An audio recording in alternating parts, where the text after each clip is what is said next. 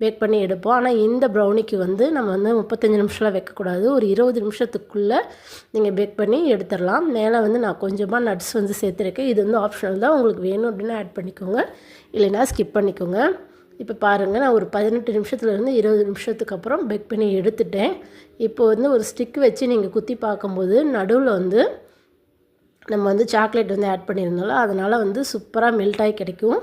பாருங்கள், உள்ளே எந்த அளவுக்கு அந்த சாக்லேட் வந்து மெல்ட் ஆகி ஒரு லாவா மாதிரி இருக்குது. இதை கட் பண்ணி சாப்பிடும்போது டேஸ்ட் ரொம்பவே நல்லாயிருக்கும்.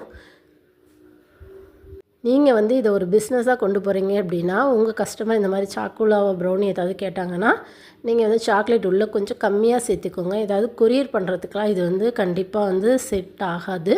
அதனால் சாக்லேட் ப்ரௌனி செய்கிறீங்க அப்படின்னா, இந்த மாதிரி லாவா ப்ரௌனி சாக்லேட் அதிகமாக உள்ளே ஆட் பண்ணாமல் கொஞ்சமாக ஆட் பண்ணிக்கோங்க. லைட்டாக கொஞ்சம் ஒரு 10 நிமிஷம் வந்து நீங்கள் ஃப்ரிட்ஜில் வச்சுட்டு அந்த மாதிரி நீங்கள் கொரியர்